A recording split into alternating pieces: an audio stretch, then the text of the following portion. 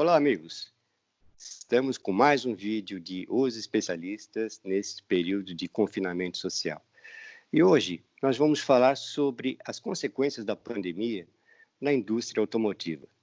Também vamos discutir os próximos lançamentos. E para falar sobre esse e outros temas, eu estou aqui em videoconferência com o Fernando Calmon. Tudo bem, Fernando? Oi, tudo bem? Olá, os seguidores dos especialistas. Estamos aqui firmes, seguindo as recomendações de distanciamento social, mas sempre ligados nos últimos acontecimentos, tá? É isso aí, Fernando. E nunca é demais lembrar. Fique em casa. Se você puder, fique em casa. Começa agora Os Especialistas.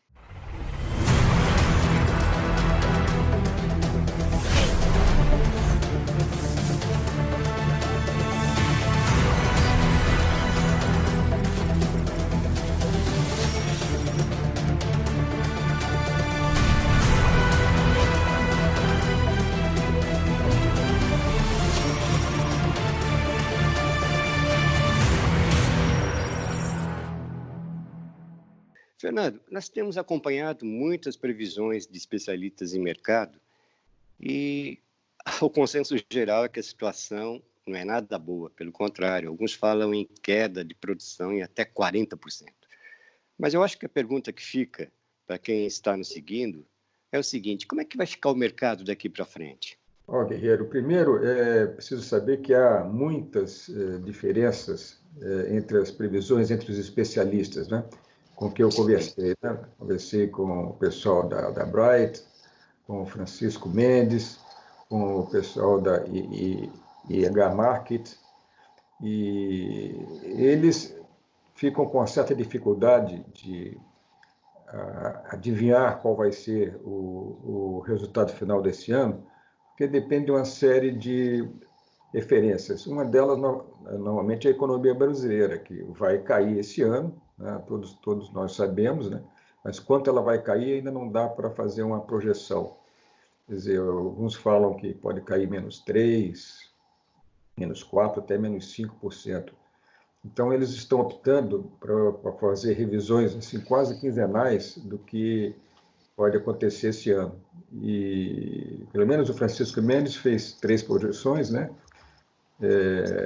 A mais otimista é que uma queda de 28%, depois uma de 32% e outra de 38%. Quer dizer, é a previsão mais pessimista, né? Então, não dá ainda para saber, né? Mesmo as consultorias que são especializadas nesse tipo de previsão, eles dizem que não é possível, por exemplo, descobrir qual vai ser a reação dos clientes após todos ficarem liberados do isolamento social, né? Mas, quanto ao preço dos automóveis, o que vai acontecer, né? O dólar também está desvalorizando muito, ou melhor, o real está desvalorizando muito. O real está. O dólar está supervalorizado e isso vai ter que ser repassado ao preço a qualquer momento. Não tem como escapar, mas isso vai certamente influenciar mais alguns carros do que outros, né? Os carros mais novos, às vezes, podem ter um índice de nacionalização menor das peças, então esses vão sofrer mais. De modo que é bom esperar logo depois da abertura das concessionárias para saber o que vai fazer. Ao mesmo tempo, as fábricas têm que vender, e sabe que se você puxa muito o preço do carro, não tem como o consumidor ser atraído para as lojas, né? Mas, enfim, vamos olhar e torcer para que o dólar não continue na escalada que está, né? Agora, no final de abril, houve muitas promoções, né? Por exemplo, de você começar a pagar em agosto, e ter as promoções mais audaciosas, começar a pagar em janeiro de 2021, como foi o caso da Fiat, mas é uma promoção que vai até o dia 30 de abril. No caso da Fiat, além de adiar para janeiro, o começo do pagamento, né? O começo do pagamento, ela vai assumir as 5 primeiras prestações de agosto a dezembro, porque você leva o carro e a primeira prestação só vence em agosto. Isso é muito, acho que vai ser quase regra agora, né? Para poder as pessoas poderem recompor a renda e ter condição de comprar um carro. Ou seja, Isso, né? ou seja, se você toda crise tem dois lados, né? Tem o lado da oportunidade e tem o lado, obviamente, da recessão. Então, se você está pensando em comprar um novo, está capitalizado, talvez agora seja o melhor momento para negociar, não é isso? Agora o problema é o preço do carro usado, né? Porque Que vai como cair, obviamente. vai cair e aí a margem de troca fica prejudicada, né? Então, mas eu acho que vai haver muitos descontos, sem dúvida, e seria uma oportunidade boa para o comprador procurar a concessionária, né, quando elas abrirem, né? Só vão abrir depois do dia 11, né? Isso. De maio, né? 10 de maio, Isso aqui na cidade de São Paulo, tá? Ou no estado de São Paulo. alguns estados estão liberando aos poucos, né? Mas nós esperamos aí, em abril, uma queda assim brutal de vendas, por causa dos emplacamentos, né? A maioria dos Detrans está fechado, alguns ainda estão funcionando, né? Mas poucos. Então, mesmo que você tenha feito vendas pela internet, elas não podem ser registradas, porque não tem como emplacar o carro, né? Uhum. Vamos observar o que vai acontecer em abril, mas eu acredito que a partir do início do segundo semestre, as coisas comecem a andar um pouco melhor. Quer dizer, o mercado vai cair muito, e a nossa torcida é para ele cair menos do que está se prevendo, né? Uma informação recente é que as vendas de março ficaram 80% abaixo do normal em relação a março do ano passado. Isso é muita coisa. Não, só na segunda quinzena, né? Na primeira quinzena, o mercado estava bem. Ele só Sim, foi impactado na segunda quinzena de março em diante. Quer dizer, o ritmo foi muito diferente entre a primeira e a segunda quinzena de março. Agora, abril, não tem como, entendeu? A queda vai ser bem maior do que imaginado, né? Do que se imagina, né? Agora Fernando, isso também nos remete a outra questão, que são as vendas online. Muitos fabricantes estão partindo para esse recurso, vendendo carros online. Como você pedir uma pizza pelo aplicativo, você escolhe o sabor e o entregador te leva o produto em casa. A Ford, por exemplo, ela adotou um sistema híbrido. O sujeito entra num site específico, preenche um cadastro e ele é encaminhado para um vendedor que atende ele por telefone, vamos dizer pessoalmente. Ele escolhe o carro, negocia e o carro entrega em casa. Você acha que depois dessa crise, esse sistema de vendas vai se tornar habitual? Um sistema híbrido, vamos dizer assim? Olha, alguma coisa sim, né? Mas eu acho que é difícil que isso represente mais que 10% das vendas, né? As pessoas ainda querem ver o carro, abrir a porta, olhar como é que é, entendeu? Por mais que ele já conheça o carro, né? De modo que as concessionárias estão procurando seguir esse caminho, né? Mas não é muito fácil. As informações que eu tenho é que não mudou muito o quadro, né? Por isso é que explica o desabamento das vendas, né? Mas, como eu te falei, ele ainda está um pouco disfarçado, né? Porque simplesmente, mesmo que você venda, não pode emplacar. Uhum. Então, vamos ter que esperar, talvez maio, junho, vamos dizer assim, junho, julho, para a gente ter realmente um retrato mais fiel do mercado. Porque aí todos os Detrans estão funcionando, né? E você sabe realmente o que foi feito, né? E o próximo lançamento aí, está previsto para junho, final de junho, é o SUV da Volkswagen, o Nivus. Esse lançamento tem tudo para ser presencial, né? Imagino que sim, até lá a situação deve estar normalizada. Eles vão fazer uma etapa intermediária que já estava prevista, né? Eles fizeram uma longa tem um longo histórico, né, de etapas de apresentação do Nivus. Começou em agosto do ano passado, lá na Alemanha, com uma reunião que teve o governador de São Paulo, e ele falou, olha, a Volkswagen vai fazer um novo SUV em São Paulo e tudo, e aí a Volkswagen nem teve como negar, né? Em dezembro foi confirmado oficialmente, não, nós vamos lançar esse carro, né? E no primeiro semestre falaram isso, né? E depois eles fizeram em março mostrando como é que era o carro pela parte de dentro, coisa rápida, né? Um teaser, quer dizer, um filme para atrair as atenções, né? Nós estamos vendo as imagens aqui enquanto você fala. Exatamente, né? E depois, mais adiante, né? Eles fizeram agora, semana passada, uma reunião também com jornalistas, tudo em streaming, né? Uma reunião virtual, que eles colocaram alguns detalhes do carro.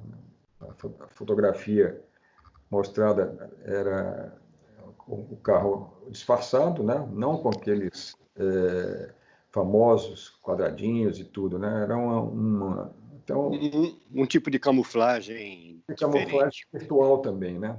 E o que se viu agradou, né, Fernando? É um SUV com característica de coupé, não é? Isso, exatamente. Eu diria quase um crossover, né? Mas eles ainda vão fazer uma etapa adicional,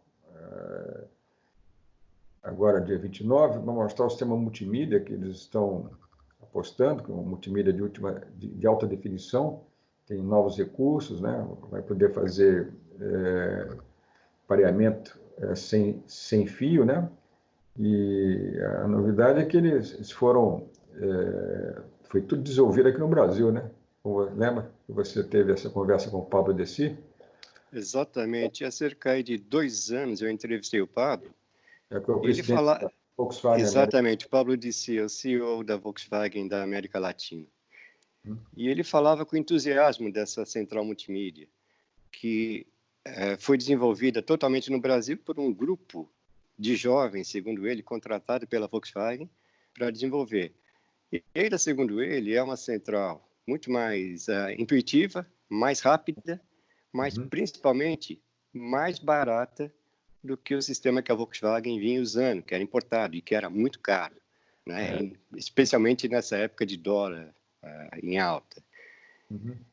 E é uma central que, ainda segundo ele, determinou um novo desenho do cluster dos carros da Volkswagen. Cluster é aquele quadro de instrumentos que reúne o velocímetro. Exatamente. E foi uma central, a central obrigou o grupo de design a projetar um novo painel, vamos dizer assim, para os carros. E estreia agora com o Nivus. Eles vão dar todos os detalhes nessa prévia agora, dia 29, e depois vai o lançamento, que seria outra prévia, aí o carro já vai estar sem disfarce, e a ideia era que os jornalistas vissem o carro, né, em primeira mão, mas ele, como está marcado aí para maio, né, então não se sabe ainda se vai ser presencial ou não. Vai depender das regras de encerramento do isolamento social, né? Do distanciamento, e normalmente deve ser feita uma escala, limitar o número de pessoas que podem ficar agrupadas, né? Então, nesse dia, nós vamos poder fotografar o carro, entrar nele, fotografar todos os detalhes. Isso se for presencial. Se for virtual, aí não vai dar.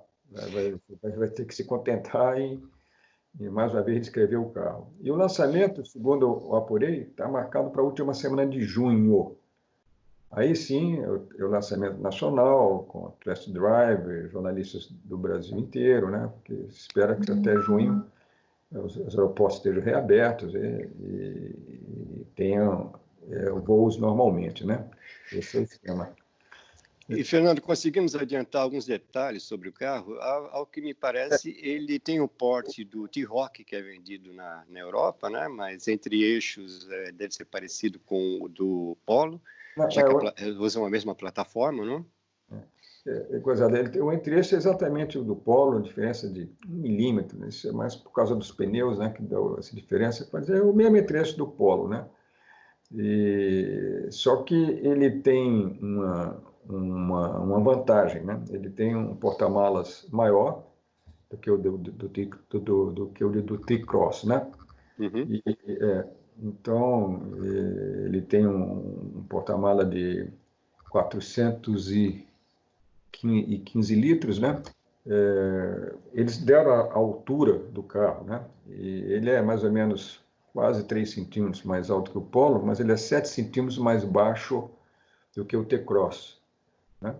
E também tem um detalhe, ele é 7 centímetros mais longo do que o T-Cross, porque ele tem a plataforma de carga, né? Onde você coloca lá o porta-malas, é maior. Você tem o balanço traseiro, que é a distância que vai da roda até o para-choque, maior, né? Então, ele, visualmente, ele é um pouco mais comprido, 7 centímetros, né? E um pouco mais baixo também. Então, isso vai mudar completamente a posição de dirigir. Vão ser carros completamente diferenciados, né? E também eles adiantaram algumas coisas exclusivas que o carro vai ter, né? Primeiro, no segmento, né? Está falando sempre no segmento de SUVs compactos, né? Então, eles disseram que o carro vai ter faróis e todas as lanternas de LED. Não se sabe ainda se a partir da versão intermediária ou só na de topo, isso não ficou claro, porque o carro ainda não foi apresentado, não tem todas as respostas, né? E também estreia no segmento um item que normalmente é colocado em carros mais caros, que é o controle adaptativo de velocidade de cruzeiro, né? Então, isso é realmente uma novidade nesse segmento de SUVs compactos, né? Só para explicar, esse controle ele mantém automaticamente a distância do automóvel do carro à frente. Se o carro à frente frear, o carro que você está dirigindo, no caso o Nivus, ele também freia automaticamente. Exatamente, isso é uma coisa interessante, né? Agora, também ele vai ter um alerta visual de distância de segurança do veículo da frente, né? E frenagem emergencial automática. Isso daí já é importante, né? Mas já tem no mercado, então não é assim uma grande novidade, né? Essa frenagem emergencial vai de 5 a 50 km por hora. O tracker, por exemplo, vai até 80 km por hora. Então, é mais amplo isso daí, né? Porque justamente para diminuir as colisões em trechos urbanos, né? Quando você está a velocidades menores e tudo, né? Então, aquela colisão por distração fica muito mais fácil de ser evitada, né? Sim. Ele só... fale. E a princípio, Fernando, em termos de motorização, ele só vai contar com 1.0 turbo, né? O motor de 128 cavalos. Isso, exatamente. Esse deve ser o único motor a ser oferecido. Eles não vão oferecer câmbio manual, pelo que se imagina, só câmbio automático, né? É uma versão câmbio manual no T-Cross que não vendeu praticamente nada, né? Isso, só lembrando que a Volkswagen já deve assumir a produção, né? Mas isso lentamente, isso tão logo seja decretado o fim da quarentena. E isso vale não só para a Volkswagen, mas para todas. A produção vai levar um tempo ainda para voltar ao normal, né? A coisa vai ser muito paulatina, muito progressiva. Tem algumas fábricas que falam em voltar só em junho, né? A Toyota, por exemplo. Estão mais estocadas, né? Mas isso é previsão, né? Vai depender da regularização, né? do mercado, né? Porque senão você não consegue esvaziar os estoques, não tem nem onde guardar o carro, né? Bom, eu acho que foi isso aí, né? Que a gente atualizou os papos, né? Então, Vamos contar com a sua audiência na próxima semana também. Ainda não sei se teremos carros ainda para avaliar, né? Porque as fábricas ainda estão com os carros retidos ainda, né? Justamente para atender o apelo de ficar em casa, né? É isso que a gente tem que dizer. Se você puder, só saia em última instância, né? É isso mesmo, Fernando. Vamos seguir aí a recomendação dos responsáveis pela saúde, vamos achatar essa curva e ganhar essa guerra, não é isso? É isso aí. Esperamos ver você aqui nos próximos episódios Os Especialistas. Obrigado pela sua audiência. Inscreva-se no canal, indique para um amigo, nos escreva, sugira um tema para esse bate-papo. E até a próxima. Tchau, pessoal.